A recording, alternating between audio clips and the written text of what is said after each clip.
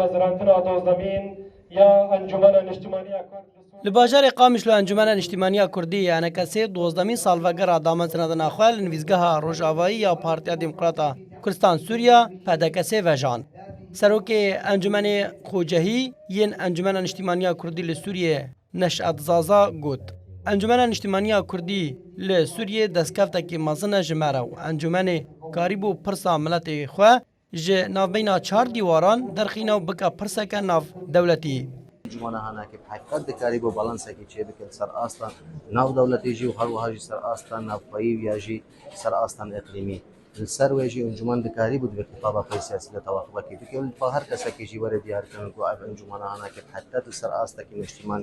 کرد پاوری کار دکه و بو سوریه کی جی بگشتی جی کار دکه اما سوز دادن دی بردوام بل سر به کار و قباطه هم سوز دادن به بردوام بل بو بک آینا ما فهمت اخوا ام پشت راستن جبر راستی جی ما پشتوانی کی گلکی خورتای او جی خیبت سروک مسعود بازرگانی هەروەها بەرپرسێ نویزگەها ڕاگەاندنە ئەنجومەنە نیشتیمانیە کوردی حەسەن ڕەمزی وەها ji بû salvegera dozda ya damezrandina Encumena Niştimaniya Kurdî li Sûriyê got. Bi rastî di demeke ku krîza Sûriyê di rewşekê gelek hestiyar de derbas bû pêwîst bû tevgera siyasiya Kurdî ya Resen bi giştî çarçoveyekê damezrîne û ew îtar hate damezrandin bi navê Encumena Niştimaniya Kurdî.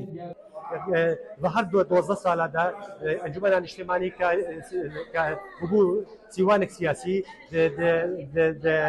لا به هزین دولتی دو خدمتی پشتی بریارا دو پنجی چار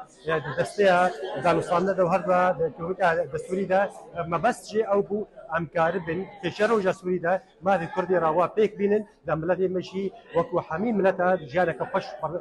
درباس هەروەها ئەکرەم حسێن ئەندامê ئەمیدەریya گشتیە ئەنجومەنە نیشتیمانیە کوردی li Sûriyê بۆ 12 saliya damezrandina encûmenê got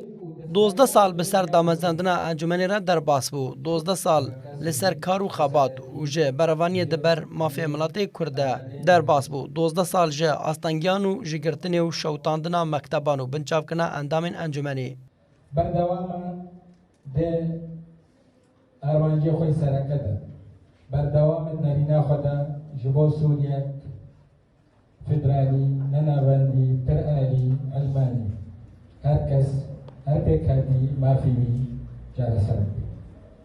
Bi bûneya salvegera dozdehan ya damezrandina wê Encûmena Niştimaniya Kurdî li Sûriyê di daxuyaniyekê de jî tekeskir û got tevî astengî û zehmetiyên ku rastî pêvajoya xebatê ya Encûmena Niştimaniya Kurdî hatine lê hîn jî navnîşana herî xuyaye di nûneretiya miletê Kurd de li Sûriyê ew jî bi merema dîtina çareseriyekê ji doza Kurdî re û pêkanîna armancên neteweyî û niştîmanî.